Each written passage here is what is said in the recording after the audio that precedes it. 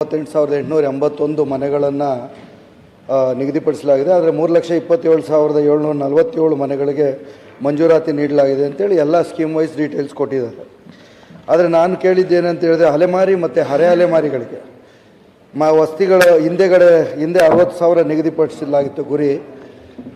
ಇಂದಿನ ಇದರಲ್ಲಿ ಕೇಳಿದಂಥ ಸಂದರ್ಭದಲ್ಲಿ ಅವರು 34,000 ಮನೆಗಳು ಖಂಡಿತ ನಾವು ಮಾಡಲಿಕ್ಕೆ ಅವಕಾಶವನ್ನು ಕಲ್ಪಿಸ್ಕೊಟ್ಟಿದ್ದೇವೆ ಅಂತೇಳಿ ಇದೇ ಸದನದಲ್ಲಿ ಹೇಳಿದರು. ಆದರೆ ಈಗ ಅಲೆಮಾರಿಗಳಿಗೆ 24, 25 ಪ್ರತ್ಯೇಕವಾಗಿ ಯಾವುದೇ ಗುರಿನ ಹಂಚಿಕೆ ಮಾಡಿರೋದಿಲ್ಲ ಅಂತೇಳಿ ಹೇಳಿದ್ದಾರೆ. ಹಾಗಾಗಿ ಖಂಡಿತ ಅದ್ರ ಬಗ್ಗೆ ವಿವರಣೆ ನೀಡಬೇಕು. ಯಾಕಂದರೆ ಹಿಂದೆ ನಾವು ಇದ್ರ ಬಗ್ಗೆ ಪ್ರಸ್ತಾಪ ಮಾಡಿದಾಗ ಹೇಳಿದ್ವಿ, ಅಲೆಮಾರಿ ಮತ್ತು ಹರೆ ಅಲೆಮಾರಿಗಳಿಗೆ ನಿವೇಶನ ಅಥವಾ ವಸತಿ ಇರಲಿಕ್ಕಿಲ್ಲ.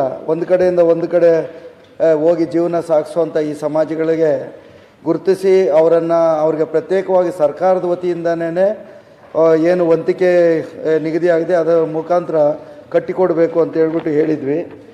ಆದರೆ ಅದ್ರ ಬಗ್ಗೆ ಎಲ್ಲೂ ವಿವರ ಕೊಟ್ಟಿಲ್ಲ. ಮತ್ತು ಘಟಕ ವೆಚ್ಚದ ಬಗ್ಗೆ ಪರಿಷ್ಕರಣೆ ಮಾಡಬೇಕು. ಹಿಂದೆ ಯಾವಾಗಲೂ ಮಾಡಿರೋ ಘಟಕ ವೆಚ್ಚದಲ್ಲಿ ಈಗಿನ ಕಟ್ಟಡ ಸಾಮಗ್ರಿಗಳ ಬೆಲೆ ಗಗನಕ್ಕೇರಿರೋದ್ರಿಂದ ಕಟ್ಟಲಿಕ್ಕೆ ಸಾಧ್ಯವಾಗಲ್ಲ ಅಂತಲೂ ಹೇಳಿದ್ವಿ.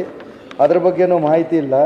ಮತ್ತೊಂದು ವಿಚಾರನ ನಾನು ಇಲ್ಲಿ ಕೊಟ್ಟಿದ್ದೆ, ವಸತಿ ಯೋಜನೆಗಳಲ್ಲಿ ಸರ್ಕಾರ ಫಲಾನುಭವಿಗಳಿಗೆ ಸಹಾಯಧನ ಮಾತ್ರ ನೀಡಲಾಗುತ್ತಿದೆ. ಸರ್ಕಾರ ನೀವು ಸಹಾಯಧನಕ್ಕೆ ಪ್ರತ್ಯೇಕತೆಗೆ ಅನುಗುಣವಾಗಿ ಫಲಾನುಭವಿಯು ವಂತಿಕೆ ಅಥವಾ ಬ್ಯಾಂಕ್ ಸಾಲವನ್ನು ಪಡೆದು ಮನೆ ನಿರ್ಮಿಸಿಕೊಳ್ಳಬಹುದಾಗಿದೆ ಅಂತೇಳಿ ಹೇಳಿದ್ದಾರೆ. ಅಲೆಮಾರಿ ಹರೆ ಅಲೆಮಾರಿಗಳಿಗೆ ಮನೆಯೇ ಇರೋದಿಲ್ಲ, ಯಾವುದೇ ಅವ್ರಿಗೆ ಕಾಗದ ಪತ್ರಗಳಿರೋದಿಲ್ಲ, ಅವ್ರಿಗೆ ಯಾವ ಬ್ಯಾಂಕ್ ಸಾಲ ಕೊಡುತ್ತೆ? ಹಾಗಾಗಿ ಇದು ಅವೈಜ್ಞಾನಿಕ ಅನಿಸುತ್ತೆ ನನಗೆ. ಯಾಕಂತ ಹೇಳಿದ್ರೆ ಖಂಡಿತ ಅವ್ರನ್ನ ಗುರುತು ಮಾಡಿ ಅವ್ರಿಗೆ ಮನೆ ಕಟ್ಟಿಕೊಡೋದು, ಸೂರಿಲ್ದೇವ್ರಿಗೆ ಸೂರು ಕೊಡೋದು ಸರ್ಕಾರದ ನಮ್ಮ ಆದ್ಯ ಕರ್ತವ್ಯ ಆಗಿರುತ್ತೆ. ಆ ನಿಟ್ಟಿನಲ್ಲಿ ಆ ಕರ್ತವ್ಯವನ್ನು ನಿಭಾಯಿಸೋದ್ರಲ್ಲಿ ಅಲೆಮಾರಿಗಳಿಗೆ ನೀವು ಬ್ಯಾಂಕಲ್ಲಿ ಸಾಲ ತೊಗೊಳ್ರಿ ಅಂದರೆ ಅದು ಖಂಡಿತ ಯಾವುದೇ ಕಾರಣಕ್ಕೂ ಸಾಧ್ಯ ಇಲ್ಲ. ಅವ್ರು ಟಾರ್ಗೆಟ್ ಅಚೀವ್ ಮಾಡಲಿಕ್ಕೂ ಆಗಲ್ಲ. ನೆಲೆನೇ ಇಲ್ಲದೆ ಇರೋರಿಗೆ ಅದು ಹೇಗೆ ಸಾಧ್ಯ ಅಂತೇಳಿ ಈ ಸದನದ ಮುಖಾಂತರ ಹೇಳಲಿಕ್ಕೆ ಇಷ್ಟಪಡ್ತೇನೆ. ಸಚಿವರು ಆಮೇಲೆ ಉಪ ಪ್ರಶ್ನೆ ಇದ್ರೆ ಕೇಳಿ.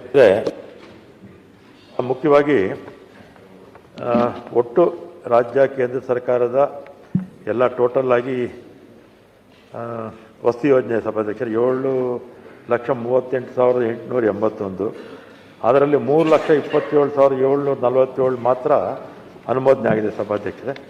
ಉಳಿದಿರ್ತಕ್ಕಂಥದ್ದು ಗ್ರಾಮ ಪಂಚಾಯತಿಯಿಂದ ಅವರು ಅನುಮೋದನೆ ಮಾಡಿ ಕೊಡಬೇಕು. ಹತ್ತತ್ರ ಇನ್ನೂ 4 ಲಕ್ಷಕ್ಕಿಂತಲೂ ಹೆಚ್ಚು ಗ್ರಾಮ ಪಂಚಾಯತಿಯಿಂದ ನಮಗೆ ಬಂದಿಲ್ಲ ಸಭಾಧ್ಯಕ್ಷರೇ. 2022-23 ಅಲೆಮಾರಿಗಳಿಗೇ 10,000 ಮನೆ ವಿಶೇಷವಾಗಿ ಆವಾಗ ಸ್ಯಾಂಕ್ಷನ್ ಆಗಿತ್ತು. ಇದು ಸ್ಪೆಷಲ್ ಕೇಸು ಶ್ರೀನಿವಾಸ್ ಅವರು ಹೇಳ್ತಿರೋದು.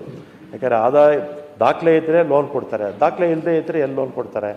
ಅದರಿಂದ ಇದು ಸ್ಪೆಷಲ್ ಕೇಸ್ ಅಂತ ಪರಿಗಣಿಸಬೇಕು ಅಂತ ನಾನು ಸಂಬಂಧಪಟ್ಟ ಮಂತ್ರಿಗಳಿಗೂ ನಾನು ಹೇಳ್ತೀನಿ ಸಭಾಧ್ಯಕ್ಷರೇ. ಅದೊಂದು. ಆಮೇಲೆ ಬೆಲೆ ಏರಿಕೆ ಜಾಸ್ತಿ ಆಗಿದೆ, ಸಿಮೆಂಟು ಮರಳು ಪ್ರತಿಯೊಂದು ಕೂಡ ಜಾಸ್ತಿ ಆಗಿದೆ. ಪರಿಶೀಲನೆ ಮಾಡ್ತೀನಿ ಅಂತ ಹೇಳಿದ್ದಾರೆ ಮಿನಿಸ್ಟ್ರು, ಅವ್ರ ಗಮನಕ್ಕೆ ತರ್ತೀನಿ ಸಭಾಧ್ಯಕ್ಷರೇ. ಇದಕ್ಕೆ ಒಂದು ಉದಾಹರಣೆ ಕೊಟ್ಟು, ಇನ್ನು ಅಲೆಮಾರಿಗಳಿಗೆ ಇನ್ನೂ 3 ಲಕ್ಷ ಹತ್ತಿರ 4 ಲಕ್ಷ ಮನೆಗಳು ಉಳ್ಕೊಂಡಿದೆ. ಏನಾದರೂ ಇದರಲ್ಲಿ ಬರದೇ ಇದೆ ಗ್ರಾಮ ಪಂಚಾಯತಿಯಿಂದ ಪ್ರಪೋಸಲ್ಲು, ಇದರಲ್ಲಿ ಬೇಕಾದ್ರೆ ಇವ್ರು ಕೊಡ್ಬೋದು ಅಲೆಮಾರಿಗಳಿಗೆ ಸಭಾಧ್ಯಕ್ಷರೇ. ಇದೇ ಸಚಿವರು ಉತ್ಸವಂಥ ಸಂದರ್ಭದಲ್ಲಿ ಒಂದು ವಿಚಾರನ ಹೇಳಿದರು. ಸರ್ಕಾರ ಮುಂದೆ ನಾವು ಒಂದು ಪ್ರಸ್ತಾವನೆ ಇಟ್ಟಿದ್ದೇವೆ. ಏನಂದರೆ ಟಾರ್ಗೆಟ್ ಏನಿರುತ್ತೆ ಆ ಟಾರ್ಗೆಟ್ನ ಮರ್ಜ್ ಮಾಡಿ, ಅಂದರೆ 50,000 ಟಾರ್ಗೆಟ್ ಇದ್ದರೆ ಅದು 25,000ಕ್ಕೆ ಮರ್ಜ್ ಮಾಡಿ ಆ ಟಾರ್ಗೆಟ್ನ ಎರಡರದ್ದು ಸೇರಿಸಿ ಒಂದಕ್ಕೆ ಯೂನಿಟ್ ಕಾಸ್ಟ್ನ ಇನ್ಕ್ರೀಸ್ ಮಾಡ್ತೇವೆ. ಅದು ಮುಖ್ಯಮಂತ್ರಿಗಳ ಗಮನಕ್ಕೆ ತಂದಿದ್ದೇನೆ ಅಂತಲೂ ಹೇಳಿದರು. ಯಾಕಂದರೆ ಹಿಂದೆ ನಾವು ಚಿತ್ರದುರ್ಗ ಮತ್ತು ತುಮಕೂರು ಭಾಗದಲ್ಲಿ ಅತಿ ಹೆಚ್ಚು ಅಲೆಮಾರಿಗಳಿದ್ದಾರೆ ಅಂತೇಳಿ 4,448 ಮನೆಗಳನ್ನು ಹಿರಿಯೂರು ಭಾಗಕ್ಕೆ ನಾವು ತೊಗೊಂಡೋಗಿದ್ವಿ.